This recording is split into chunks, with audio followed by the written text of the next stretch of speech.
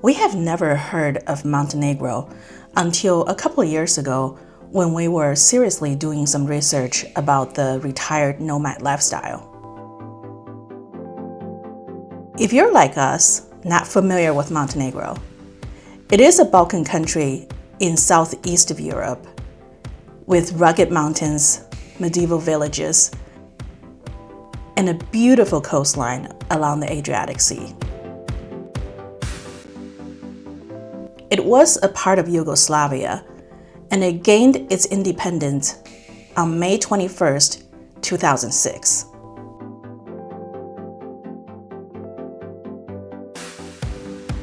We heard that the Bay of Kotor is the most picturesque places in Eastern Europe for a fraction of the cost of some of the coastal towns in Western Europe. So it was kind of a no-brainer that we would start our European summer in Montenegro.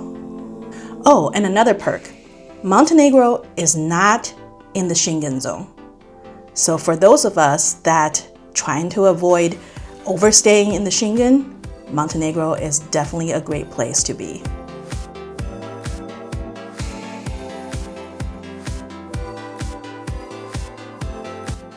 So we arrived in Tivat, Montenegro, on British Airways from Heathrow Airport in London.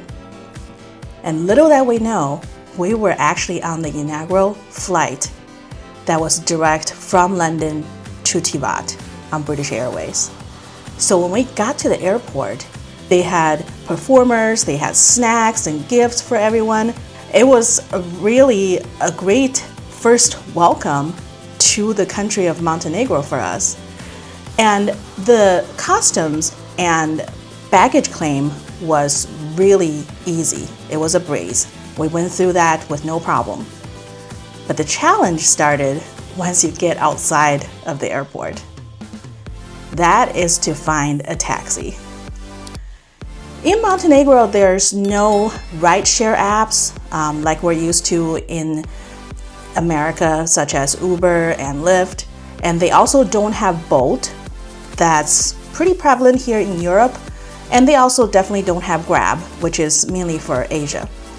So taxi fare is not necessarily regulated in Montenegro. So after much bargaining and searching, we settled with a driver who spoke very good English. So he agreed to take us from the airport to our Airbnb in the center of the town. And it was only a 10-minute ride from the airport, but it cost us 30 euros, which is pretty much the going rate for that distance during the summer.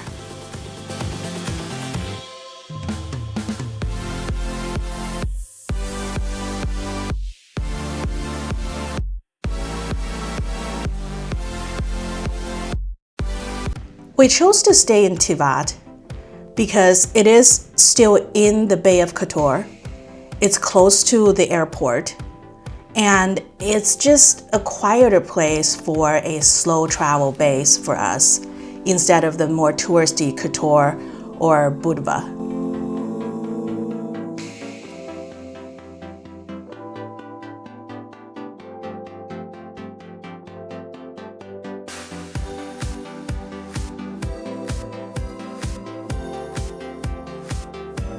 Neither of us knew anything about Tivat or Montenegro before we came, so we had no idea what to expect. The next morning when we woke up from a long jet lag-induced sleep, we walked out our apartment and walked toward the waterfront. And oh my gosh, it was so beautiful. There were all these nice, cute cafes and restaurants lining the waterfront, big giant boats and super yachts. And if you know about Tivat, which we didn't, it's been called the Monaco of the Adriatic because of Porto Montenegro, which is a world-class luxury super yacht marina. And when they say super yachts, they're not talking about $100 million yachts. they're talking about several $100 million yachts. The ones that literally looks like a cruise ship, basically. But it is just really beautiful to walk around the water and to see these yachts and sit down at a cafe and grab a cappuccino or a slice of cake.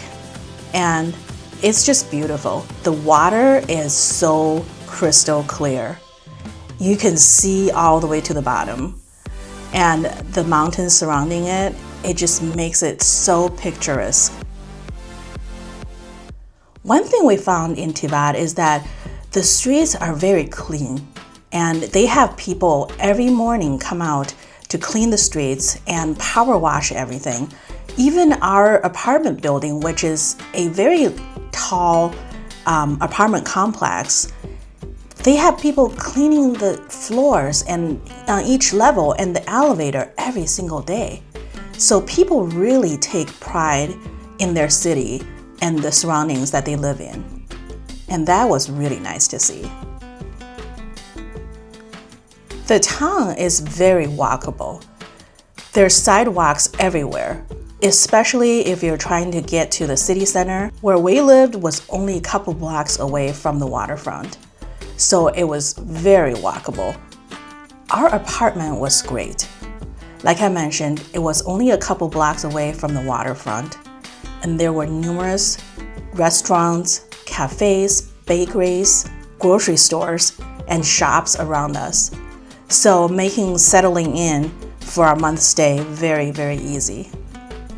Most of the shopkeepers and servers in restaurants speak very good English. And most of the people are also very nice and welcoming.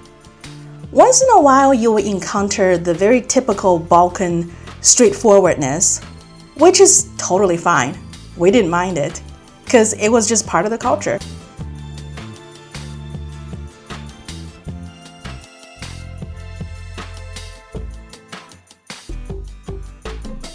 Even though Tivat is not really a big city like where we normally like to stay in, it's sort of like a small coastal town, but it had everything we needed. Within walking distance, we had 2 gyms, a really nice movie theater, a mall. So there's no shortage of things to do, and you can take some trips right straight from Tivat to go to the Blue Cave, or you can take trips from Tivat to go to the cable car, and it just had everything that we needed there. We were actually very surprised that how much we enjoyed such a small town setting, because we typically like to go to the big cities, but here we literally had everything at our fingertips and we didn't even have to go far. So what was our first impression of Tivat, Montenegro? It was a beautiful city with modern convenience, and we would definitely go back there in a heartbeat. We were pleasantly surprised as to how nice, beautiful, and convenient Tivat was. In our next video, we're going to show you what our daily life is like as slow travelers. We'll also show you some of the touristy things that we did, such as a nice cruise that we did around the Bay of Kotor, and also we'll take you to some of the restaurants that we frequent a lot. And one of them we pretty much went to almost every other day. So thank you for watching, and we'll see you in our next video.